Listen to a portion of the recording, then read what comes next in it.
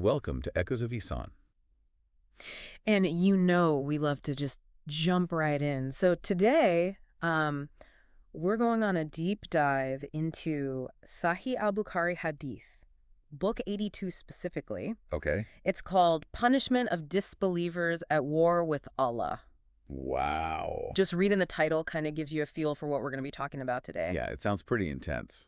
It really does. And this is a pretty important collection of hadith. I mean, you probably know this already, but yeah, it's considered one of the most authentic sources in Islam. Sahih al-Bukhari is right. hadiths are basically records of the sayings and the actions of the Prophet Muhammad. Yeah, and they're like super important when it comes to understanding Islamic law and tradition. Yeah, for sure. So I think we're going to be talking about some pretty challenging topics today. I think so, too. It's going to be really interesting, though, to see what we find. What we find. And especially to keep in mind that, like, Yeah, this was a different time. of course. A different time and place and a different, like, worldview, right? And, I mean, the social and legal and spiritual contexts were just vastly different than what we experience today. Yeah. So, like, trying to put yourself back in that time and place, I think will be really helpful for understanding these texts. Yeah, I agree. All right. So let's dive into it. Okay. The first few hadiths, 794 through 797. Okay. They tell a story about a group of people from the Uqal tribe who came to Medina seeking help. Okay. They were sick. Uh-huh. And the Prophet Muhammad, in his compassion, advised them to drink camel milk and urine as a remedy. Huh. That might sound strange to us today. It does a little bit. But in that time and place, camel milk and urine were believed to have medicinal properties. Okay. So it's important to remember that the Prophet was offering them a solution based on like what they knew. Of course. Based on the knowledge that they had at the time. At the time, right. And so the Uqal tribe recovered thanks to this advice. But that's when the story takes a dark turn. What happened? They betray the Prophet's kindness. Oh, wow. In a shocking way. Yeah. Once they regained their health, they killed the shepherd. Oh, no. Who had been caring for the camels. Oh, God. And then they stole the entire herd. Wow. So this was like a major act of treachery. Yeah, violation of trust. Huge violation of trust. Yeah, and that had big consequences. Yeah, it's like they totally disregard the fact that he just helped them. Right. They totally disregard the compassion. It makes you kind of wonder about human nature. It really does. Yeah, it's unpredictable, that's for sure. Yeah. And the punishment they got really shows how seriously that breach of trust was taken. Yeah, so let's talk about the punishment. Okay. The Prophet Muhammad, upon learning about what they did, he ordered a harsh punishment. Uh-huh. So the Uqal tribe members had their hands and feet cut off. Wow.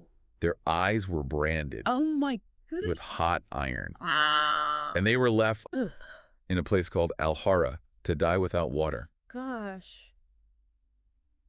I mean, it's hard to even hear that. It's tough. It's a tough story to process. Yeah. But we have to try to understand it within the context of early Islamic society. Right. So it's not about agreeing or disagreeing with the punishment. Of course. It's about trying to understand what were the values and principles that guided their actions. Yeah, trying to see it from their perspective. Yeah. Even if they seem really different from our own. Yes, totally. And I mean, you have to think about it. Yeah. Loyalty, trust, and the sanctity of life. Yeah. Those were the most important things back then. Right. And this act of betrayal was a violation of all of that. Yeah.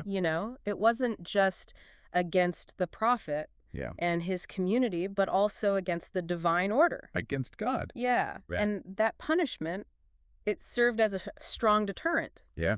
To reinforce the importance of these values. Oh, yeah. It's a stark reminder that trying to interpret historical events through a modern lens is really challenging. Right. What seems totally barbaric to us might have had a completely different meaning and purpose. Exactly. Totally different context. Yeah, and our values and perspectives are shaped by our own time and experience. Of course. I guess that's a good reminder as we go forward. It is a good reminder. Yeah.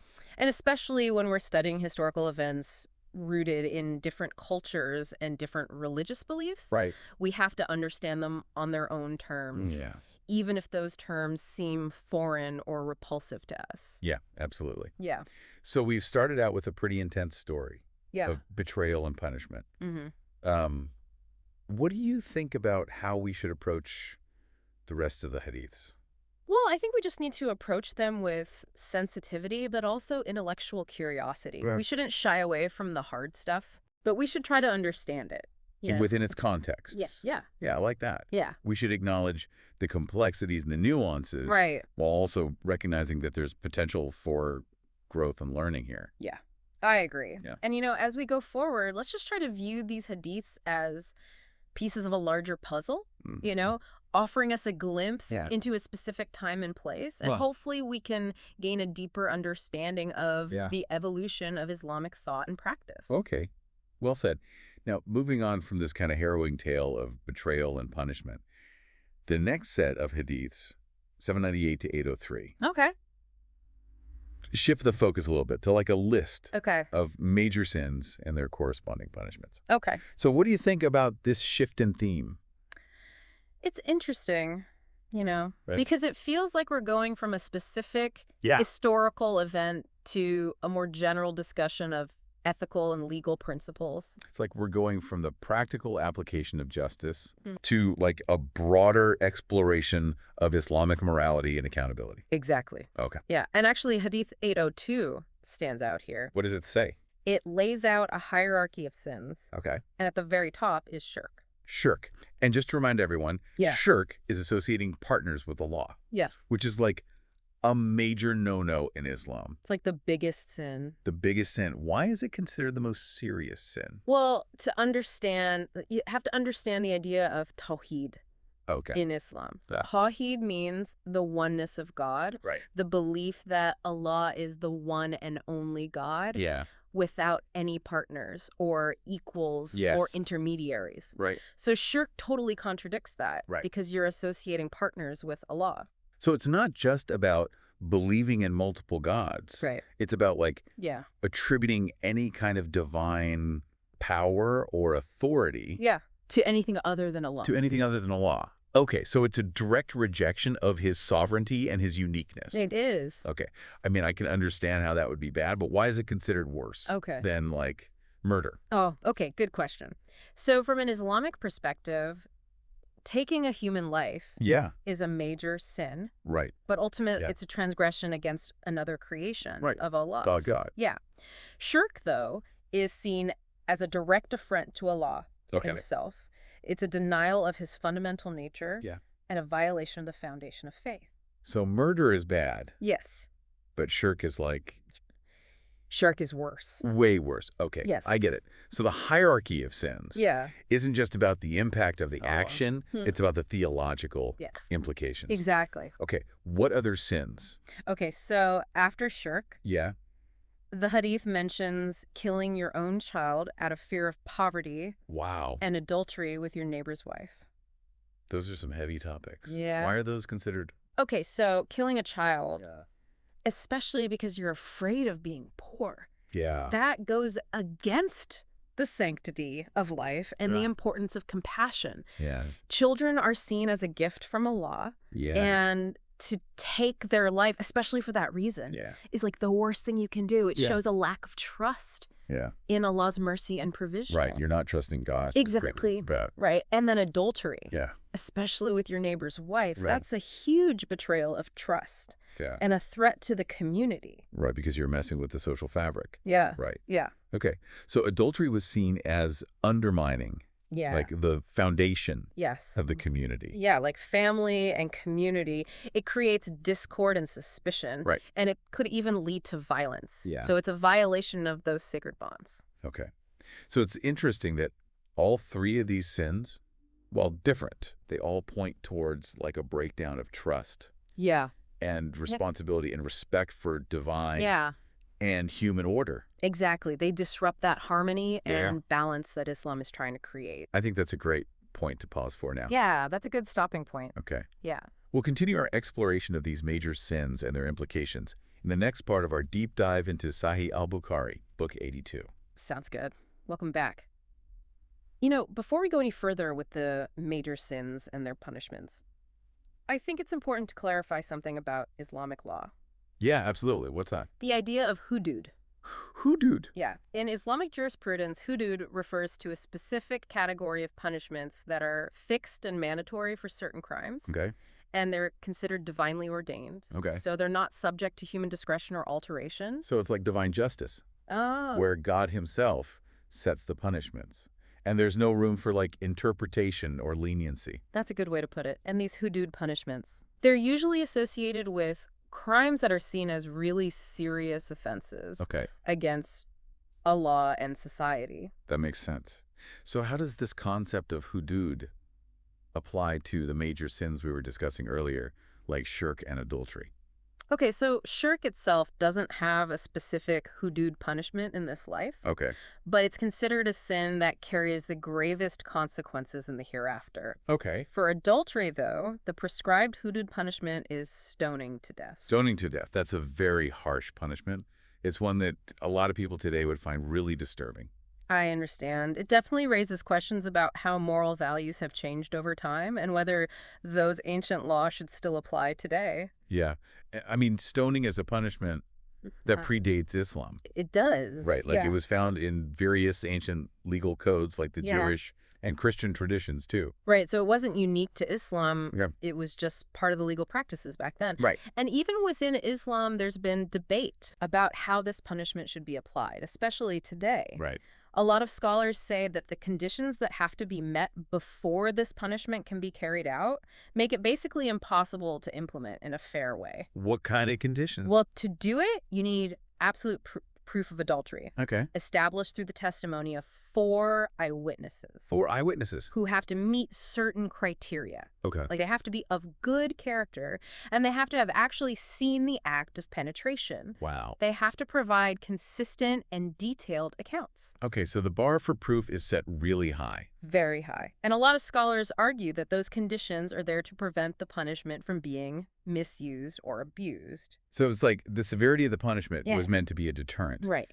But the strict conditions for implementation Yeah, were meant to prevent it from being applied unfairly. exactly. And, this reflects something broader in Islamic law, Okay. which emphasizes both justice and mercy.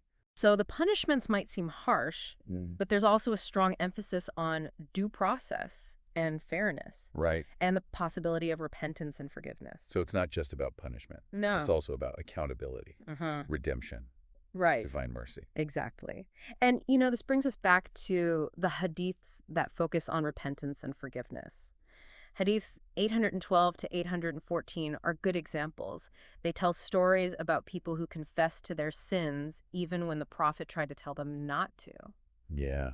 I remember that one about the guy who had admitted to adultery, even though the prophet was trying to get him to just seek forgiveness in private. It's a powerful example Yeah. of how important personal accountability and sincere repentance are in Islam. So tawbah, which is sincere repentance, it's like a cornerstone It is. of the Islamic faith. It's not just saying sorry. No, it's not enough to just acknowledge what you did wrong. Yeah. You have to truly feel sorry. Okay. You have to make amends, and you have to commit to changing your behavior. So it's like a transformation of the heart and mind. Totally. It's about turning away from sin Yeah. and turning back to Allah with a genuine desire to change. Okay. And this concept of repentance, Yeah. it's not just for the big sins, No. like adultery. It's for all of them, big or small. So no matter what you do, Yeah. you can always find your way back Yeah. to God. That's the beauty of it. The path to redemption is always open as long as you're sincere. I like that. Yeah. This reminds me of Hadith 8 and 27, Okay. which talks about tayammum. Oh, yeah. Tayammum. Can you remind me what that is? Okay, so tayammum is a form of dry ablution. You Oh. perform it with clean earth or sand when there's no water around. Okay. It's a way of purifying yourself so you can pray, Okay. even when you're in a tough spot. So even when you can't do the usual purification rituals, Exactly. there's a way to stay ritually pure Yeah. and still connect with Allah Yeah. through prayer. And that flexibility is really important. It reflects a big idea in Islamic law called fiqh, Okay. which is basically Islamic jurisprudence. Okay. So fiqh is about applying those Islamic principles to all parts of life Right. and finding solutions that balance those religious obligations Right. with the reality of being human. So it's practical. It is. It's about finding solutions and Yeah. making accommodations Yeah. within the law. This is especially relevant when we're discussing some of the stuff in the other hadiths Yeah. about like slavery and fornication. Yeah, those are tough topics. Yeah. For sure. And, things were very different back then, so Yeah. we need to be sensitive to that. I'm curious to hear how they address these issues. Okay, well, Hadiths 822 and 823, Yeah. those talk about slavery, Okay. which sadly was very common back then. Yeah.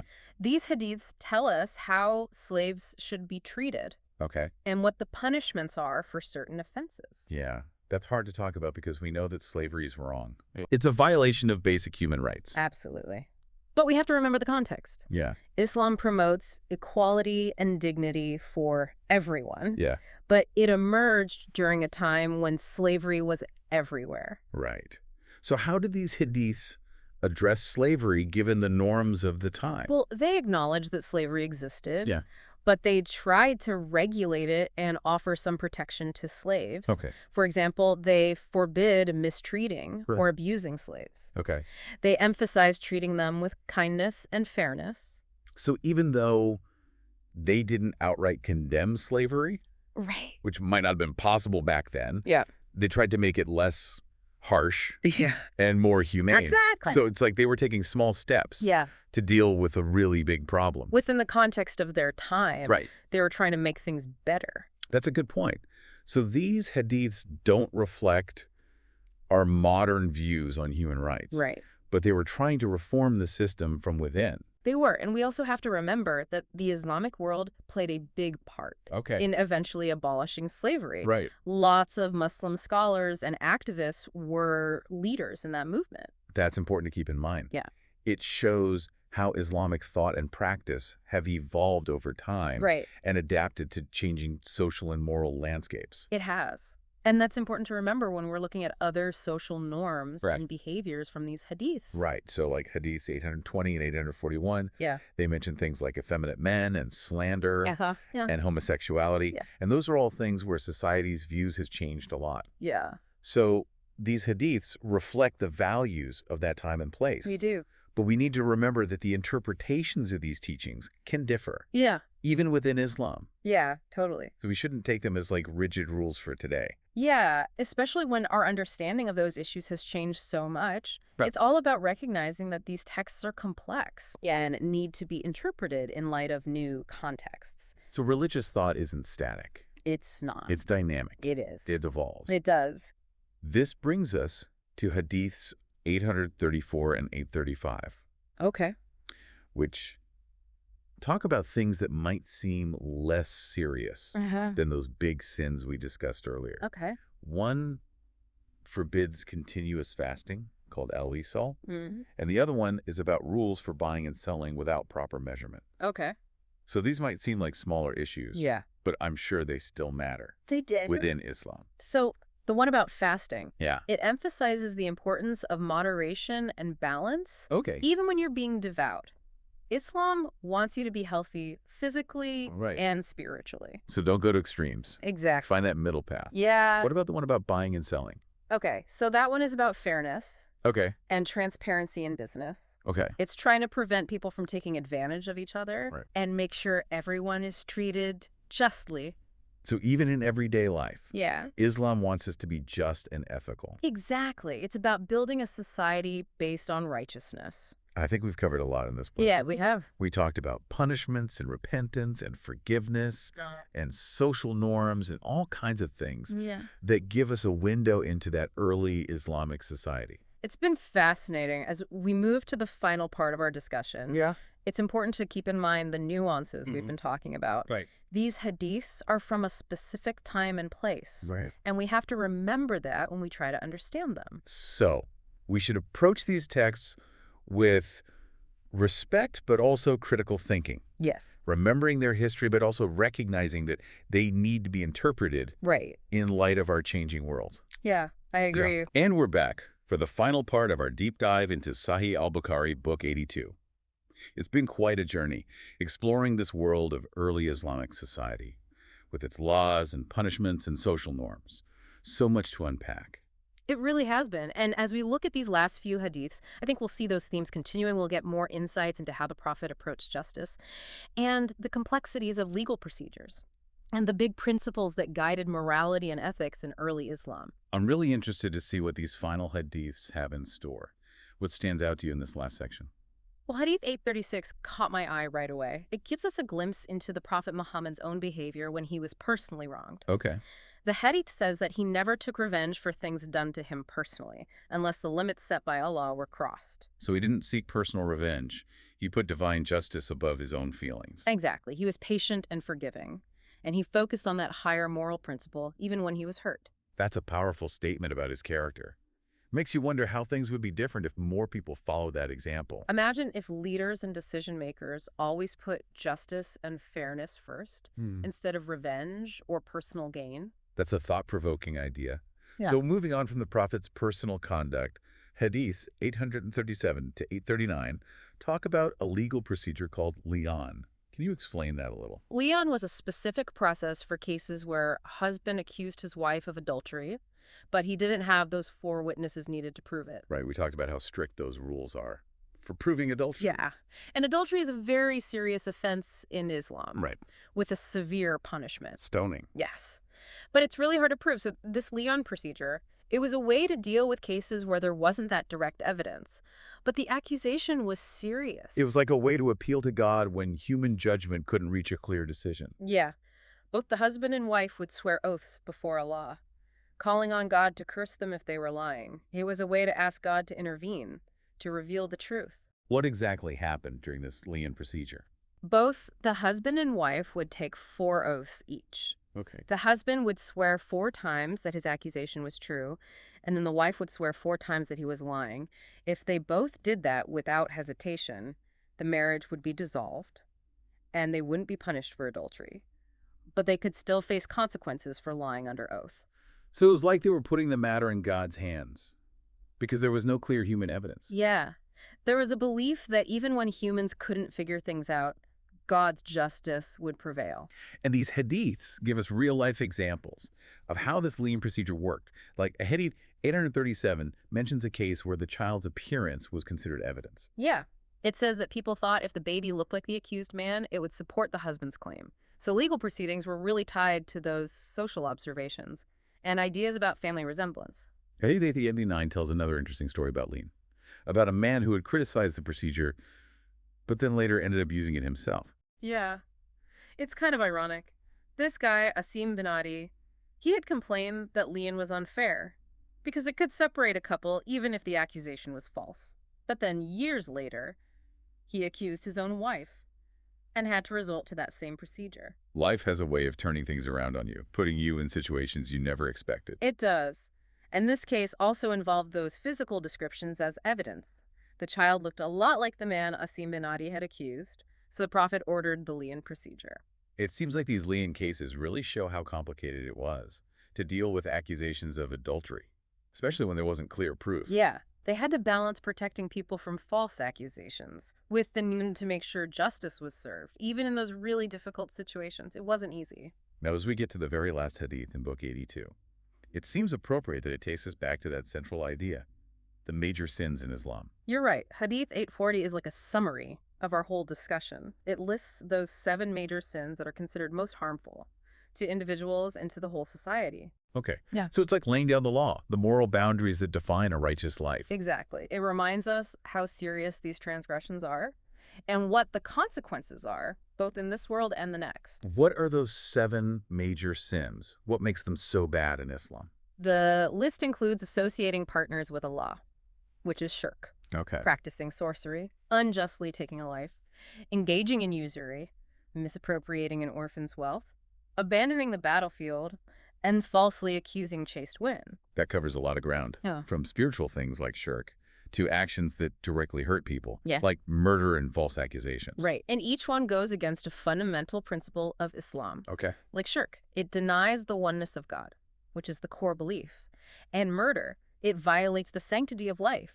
Life is a gift from Allah. It should be protected. Right. Usury, that's like charging excessive interest. It's seen as exploitative and unfair. It messes up the economic balance. Okay. Stealing from orphans, that's a betrayal of trust, taking advantage of those who are vulnerable. Right. Running away from battle, that's cowardice. You're failing to defend the community when they need you. Okay. And accusing innocent women, that's a terrible slander. It can ruin lives and families. So it's all about building a society based on justice and compassion, Mm. respect for God and respect for each other. Exactly. These 7 sins, they help us understand the limits, what's acceptable and what's not. It's not just about rules, it's about creating a society that's good and just. Well, as we reach the end of our deep dive into Sahih Bukhari, Book 82, it's been amazing. We've covered so much, from punishment and justice to repentance and forgiveness, all within the context of early Islamic society. It has been a journey, a lot to think about, and I hope our listeners have found it valuable. I'm sure they have. We've talked about some tough topics, but we did it to try and understand this complex history and this religion and what it means to be human. And as we wrap up, I hope our listeners will keep reflecting on these hadiths. How do different societies deal with justice and punishment and forgiveness? How have these ideas changed over time? What challenges do we face today? That's a great question to end on. It reminds us that there's always more to learn. So keep exploring, keep asking questions, and keep those minds working. Until next time.